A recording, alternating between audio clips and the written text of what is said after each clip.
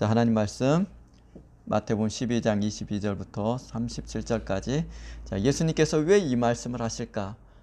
여기서 정말 핵심이 되는 문장, 구절은 무엇일까? 그리고 그 단어는 뭘까 찾아보시면 이 말씀을 하신 의미를 금방 이해할 수 있어요. 어려운 것 같지만 자, 한번 천천히 읽어볼게요. 그때 자, 위로부터 이어졌죠. 귀신 들려 눈 멀고 말 못하는 사람. 자, 귀신 들려서 눈 멀고 말 못하는 사람을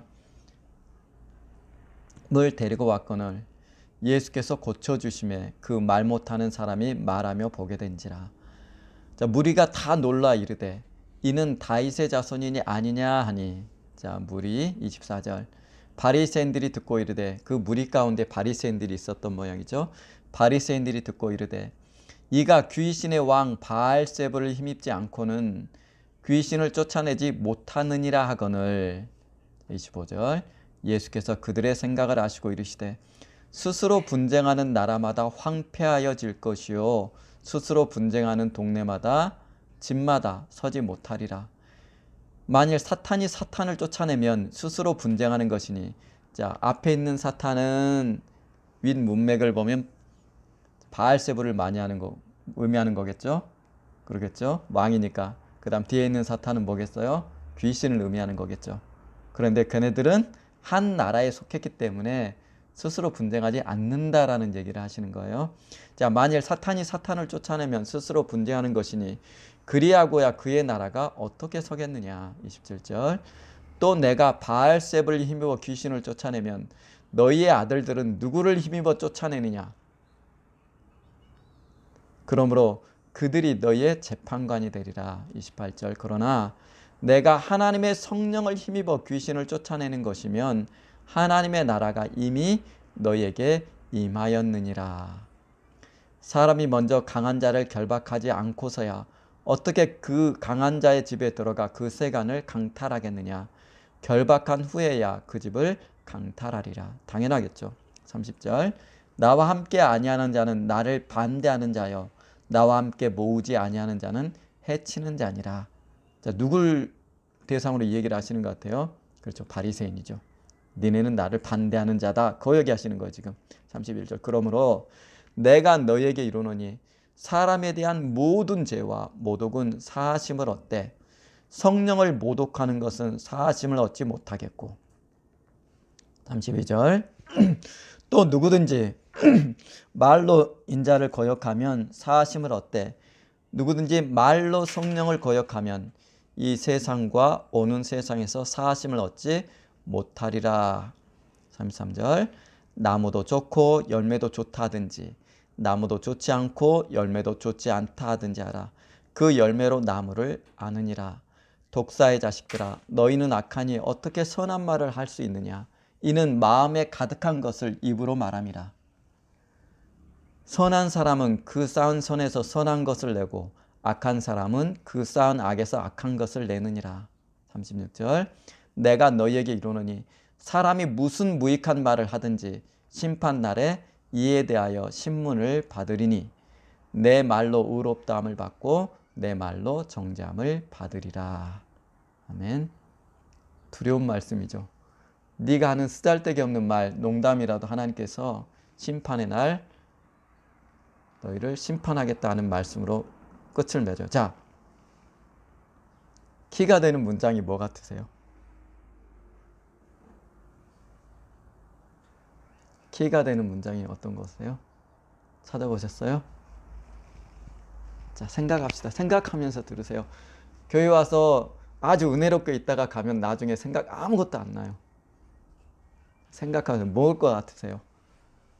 자, 키가 되는 단어가 뭘 것 같으세요? 여기서.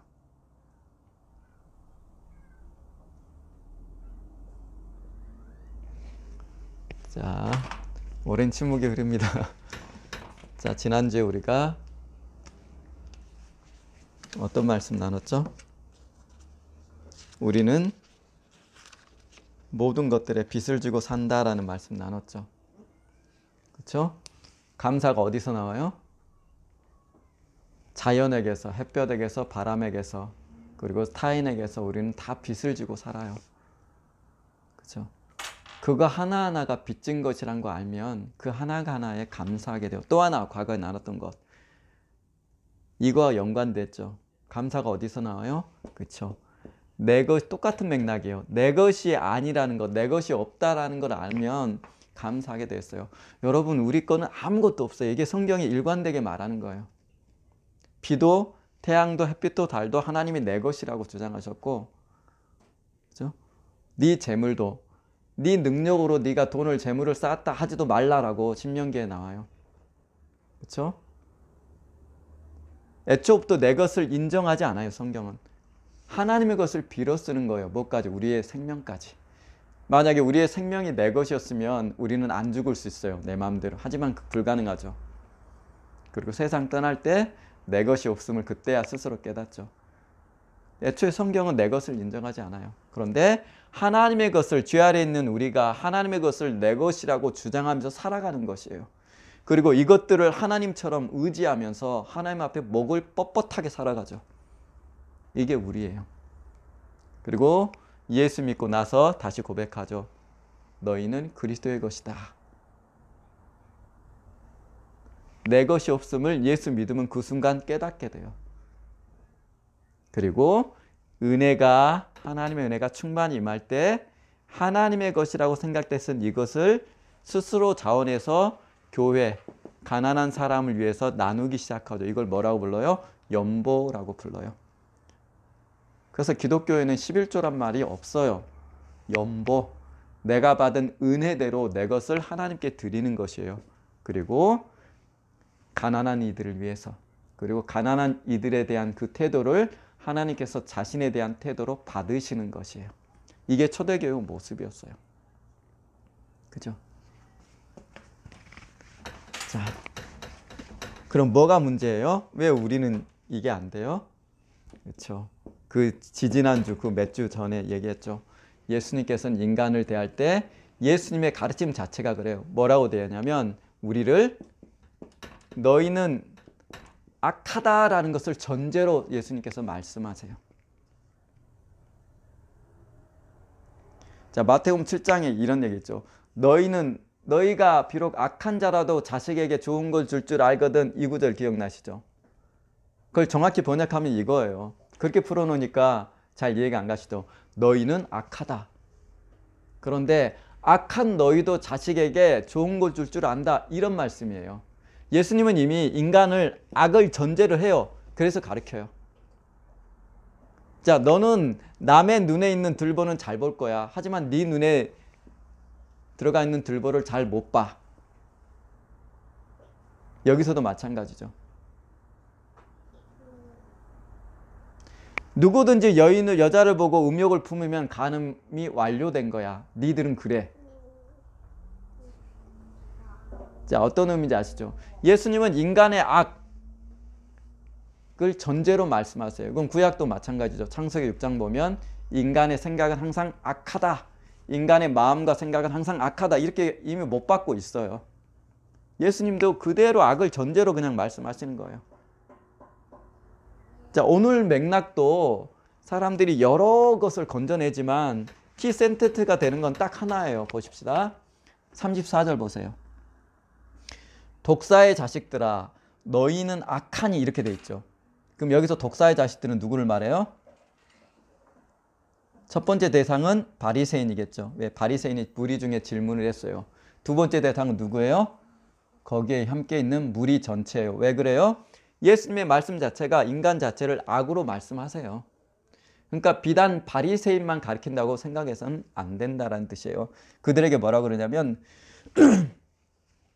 독사의 자식들아 너희는 악하다. 자, 마태복음 7장에 했던 말씀 똑같이 하시죠. 니들은 악이야 라는 거예요.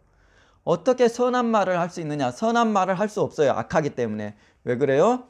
이는 마음에 가득한 것을 입으로 말함이다. 그래요. 자, 보세요.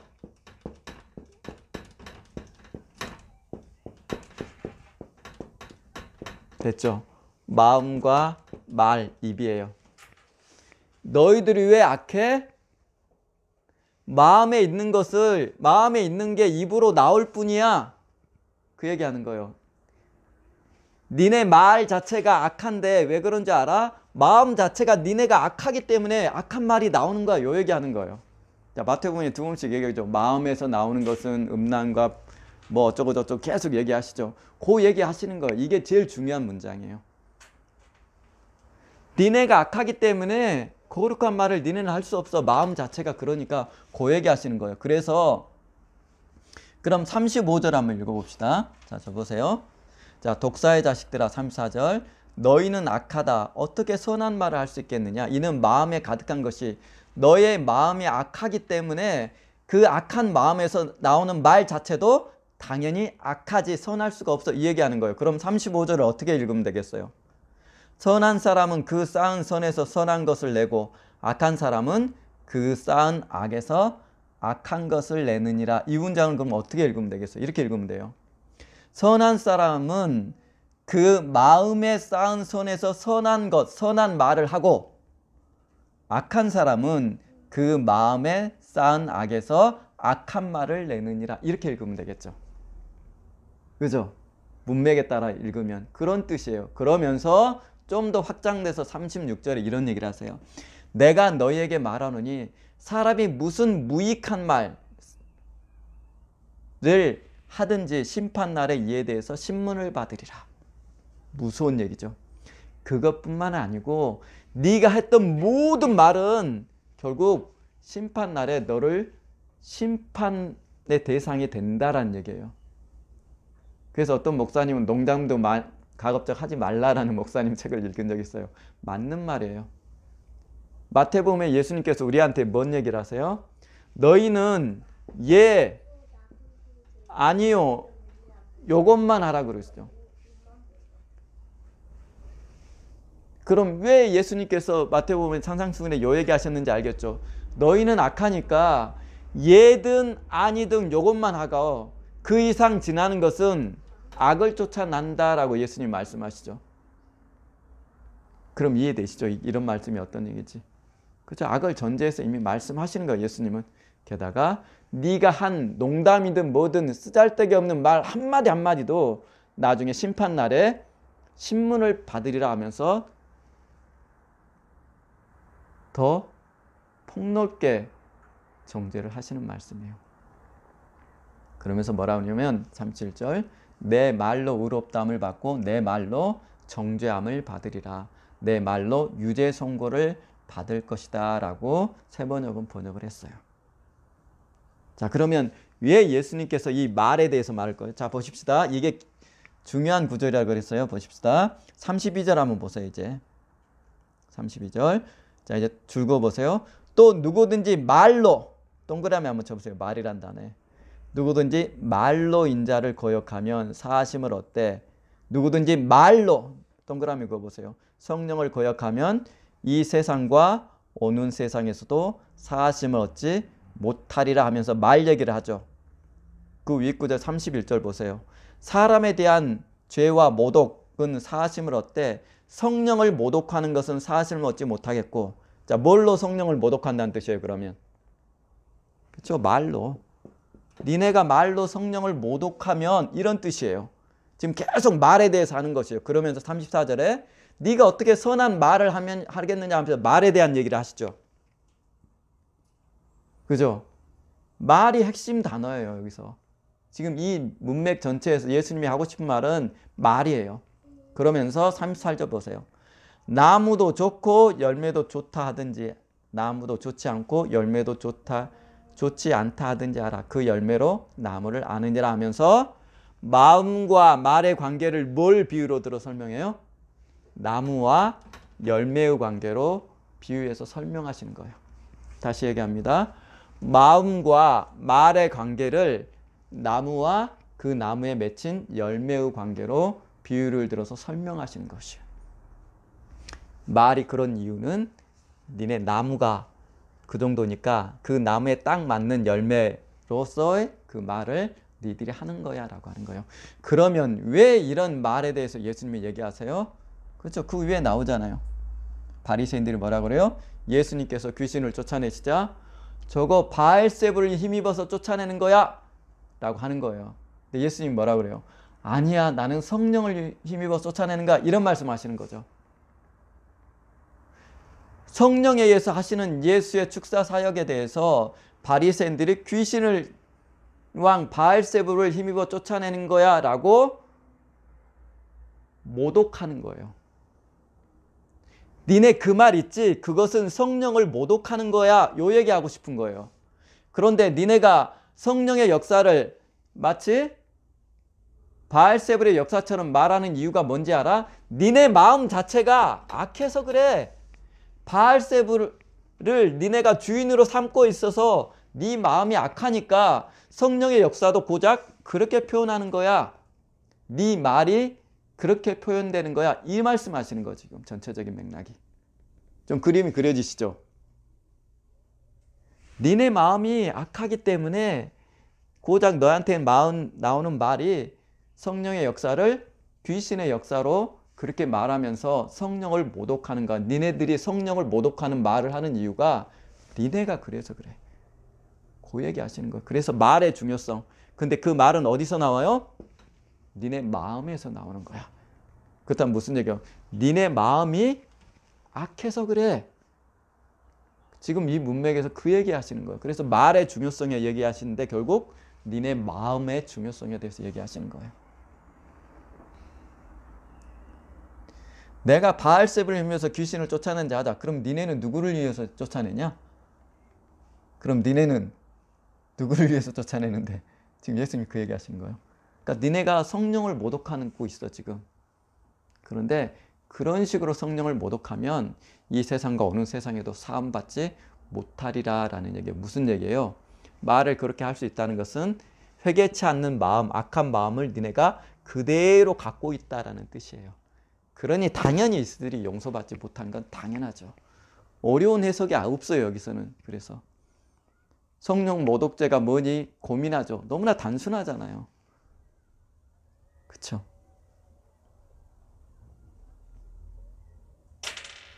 자, 야고보서에서 똑같은 얘기 나오죠.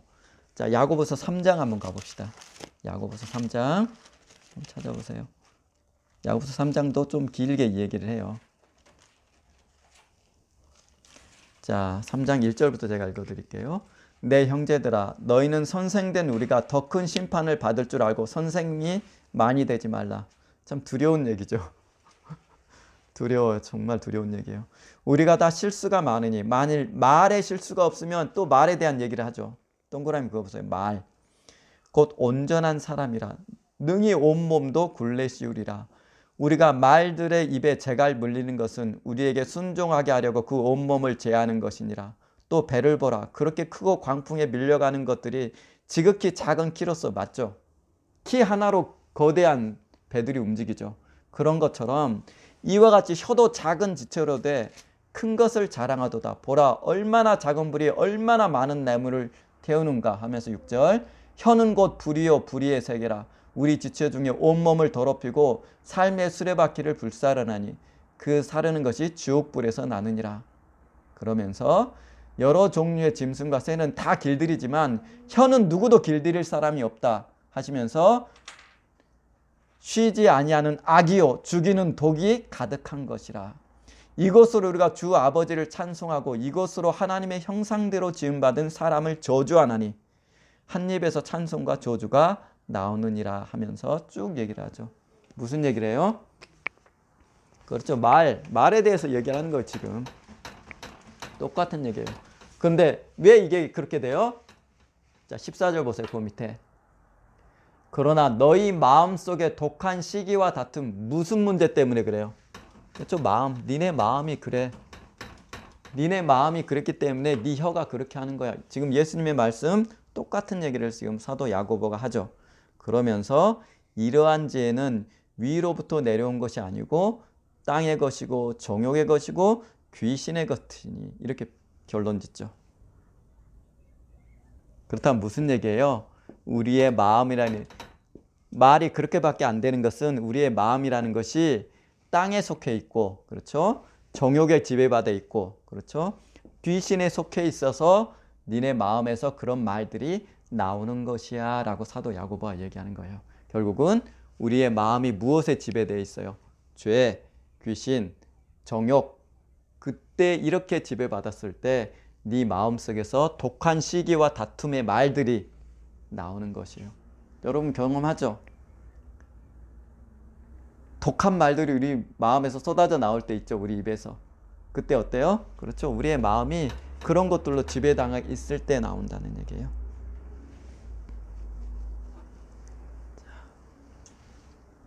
그래서 혀는 길들일 수 없다라는 것이. 그러면서 반대대로 위에서부터 난 지혜는 하면서 하나님께서 우리의 마음을 지배했을 때 어떻게 되는지 설명하죠.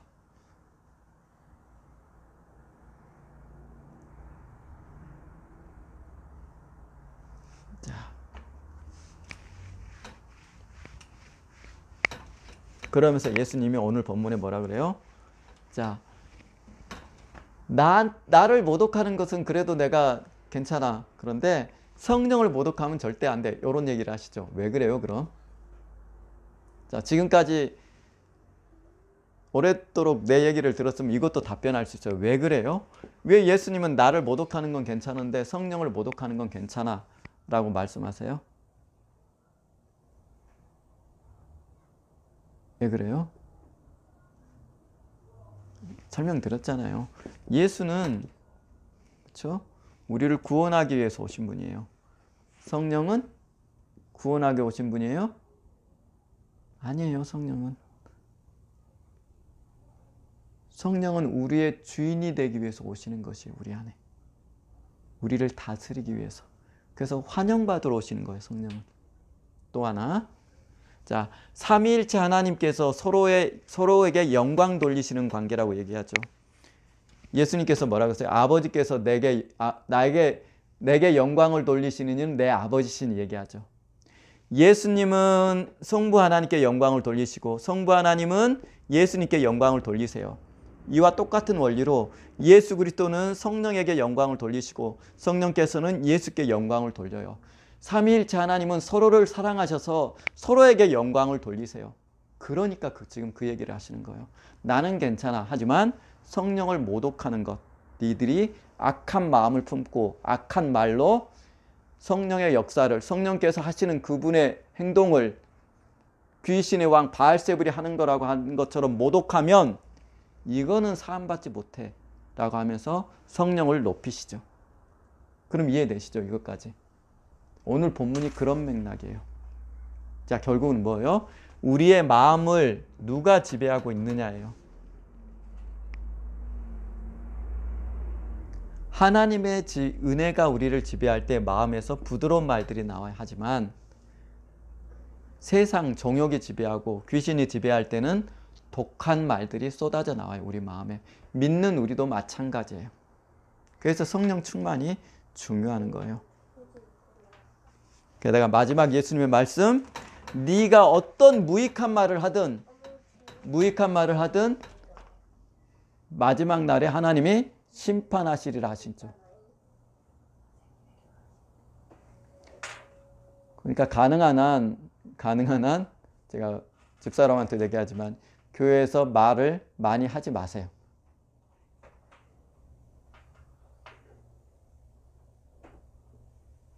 듣기는 속히하고 말하기는 더디하라 라는 사도의 가르침처럼 말은 가능한 한 많이 안 하는 게 좋아요. 자, 이해하시겠죠? 자, 예수님께서 마음과 말의 관계를 나무와 열매의 관계로 말씀하신다는 것, 그리고 마음이 악하기 때문에 그 마음에서 나오는 말 자체도 악이라는 것. 자, 우리 안에 쌓여 있는 것, 하나님의 은혜로 충만하면 은혜로운 말이 나눌 것이고, 그렇지 않고 독한 시기와 다툼, 악에 가득 차 있으면 그와 관련된 말이 우리나라에서 말에서 나온다는 것. 그러나 그것까지도 하나님께서 우리에게 심판의 날에 책임을 물으실 거라는 것, 그 얘기를 예수님께서 우리한테 하시고 계시는 거예요. 그러니까 두려운 말씀이에요. 그러니까 가능한 한 이게 아닌데 할 때 빨리 회개하시고 용서를 구하세요. 하나님께나 타인에게나. 두려운 말씀이죠. 그리고 내 안에 무엇이 나를 지배하고 있는지도 끊임없이 들여다보는 게 자기 영혼을 지키는 데는 도움이 돼요. 이 지옥과 같은 세상에서는. 자, 오늘 여기까지 하시겠습니다.